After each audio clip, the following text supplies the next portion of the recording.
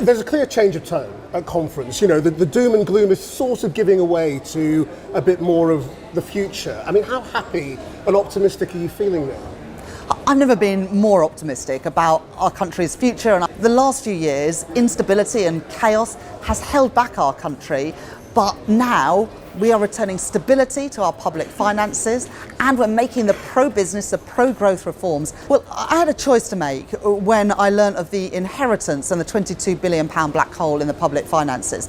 I could have either continued with the Conservative approach of covering that up, or I could have been honest and transparent with people. Remember the 1970s? Rampant inflation, strikes, economic chaos, and the winter of discontent? Many dismissed concerns that Labour would take us back there, calling it scaremongering. But Friday's economic figures showing a 0.1% contraction have changed everything. The manufacturing sector is in freefall, construction has stalled, and Rachel Reeves' tax hikes are already showing disastrous real-world consequences. It was a difficult decision that I had to make yesterday. It's not the decision that I wanted to make. It's not the decision that I expected to make. And there was a £22 billion black hole between what the previous government had said they were going to spend and what they were actually spending. And what happened when that previous government made a commitments it could not afford, it put pensions in peril, and it sent mortgage rates and rents through the roof. Is history repeating itself before our eyes? Before we move on, I'd like to ask you a small favor. If you appreciate this content, please take a second to like this video and subscribe to the channel. Over 98% of you watch the videos without subscribing. It costs you nothing, but it makes a huge difference to us. So, did you click the subscribe button? Great, thank you so much. Now, back to the video. Just when Rachel Reeves promised economic growth for Britain, Friday delivered a shocking economic revelation. The UK economy unexpectedly contracted by 0.1%, a devastating blow considering economists had predicted 0.1% growth. This isn't just a minor miscalculation, it's a significant 0.2% gap between expectation and reality that has sent tremors through the financial world.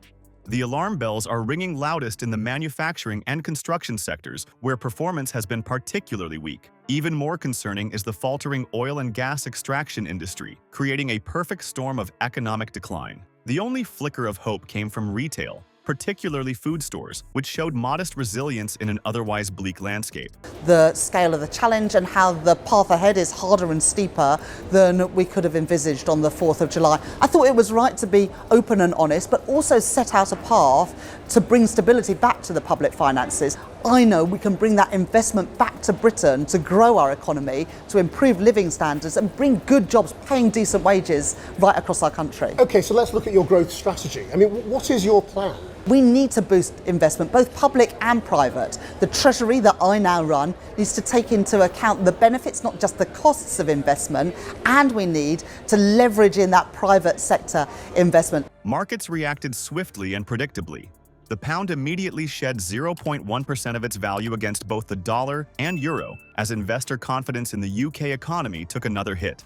Jan Stanzel, chief market analyst at CMC Markets, didn't mince words, calling the figures a complete disappointment across the board. With just one more quarter of negative growth needed to officially enter recession territory, Britain now teeters on the edge of an economic cliff. But where was Rachel Reeves during this critical moment? She was boarding a plane to China, a decision many are comparing to Kwasi Kwarteng's infamous absence during the Truss mini-budget crisis. So what are those measures going to yield? I mean, you must have done the modelling. You know, how much is reforming planning going to add to growth?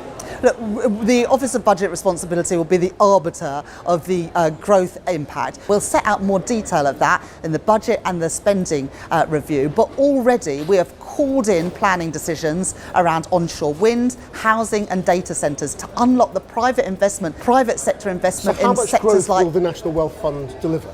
Look, you add it all up and we'll set out in the Office of Budget Responsibility the impact of these changes. Both departures have been criticized as staggeringly ill-timed amid economic turmoil. While bond yields were rising and the economy was plummeting, Reeves chose to be 5,000 miles away, projecting what critics see as a concerning lack of urgency about the domestic economic crisis. These aren't just random fluctuations in abstract numbers. What we're witnessing are the first real-world consequences of Labour's economic policies taking effect.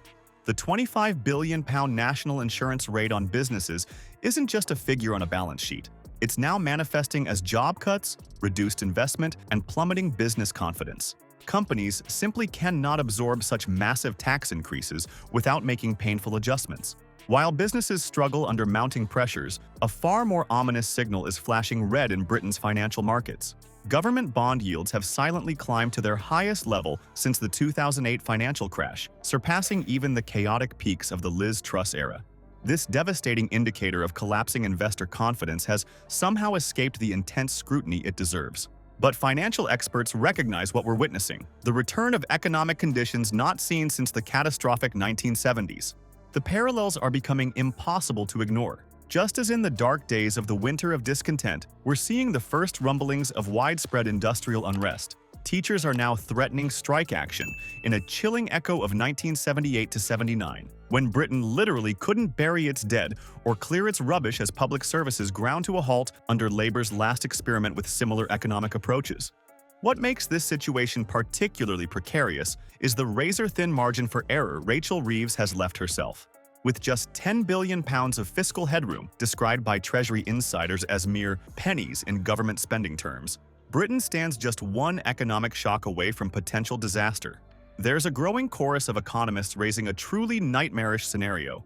Could we be witnessing the conditions that led to Labour's humiliating 1976 IMF bailout, when Britain essentially went bankrupt? The March 26th spring statement looms as a critical moment of truth. Reeves faces an impossible choice between breaking her manifesto promises or implementing brutal spending cuts that would further undermine economic confidence. With no room to maneuver and borrowing costs spiraling upward, the economic walls are closing in rapidly. But beyond these macroeconomic concerns lies an even more personal impact waiting to ambush millions of ordinary Britons. The new state pension is set to rise to £11,973 annually, placing it just £597 below the personal allowance threshold. With tax thresholds frozen, even modest additional income will push countless pensioners into paying income tax on their state pensions for the first time. This stealth tax raid represents the most direct way Labour's economic policies will soon reach into the pockets of Britain's most vulnerable. As the economic storm clouds gather, the warnings from experts paint an increasingly dire picture. The Bank of England is now signaling that Reeves's tax increases could actually worsen the inflationary environment while simultaneously strangling growth. This toxic combination threatens to limit interest rate cuts that struggling households desperately need. The fallout goes far beyond government spreadsheets. Business leaders across the country are raising alarms that these short-sighted tax hikes will inevitably force companies to make painful choices, cutting jobs, freezing wages, or abandoning investment plans altogether. With each passing day, the economic experiment unfolding before us resembles less a bold new direction and more a tragic repeat of past failures. What's truly troubling isn't just Friday's disappointing figures, but what they represent, the first tremors of what might become an economic earthquake. For ordinary Britons, the cost of this misguided policy approach won't be measured in abstract percentages but in lost opportunities, financial hardship, and shattered dreams. The question we should all be asking isn't if this will hurt, but how many will suffer before course correction becomes inevitable.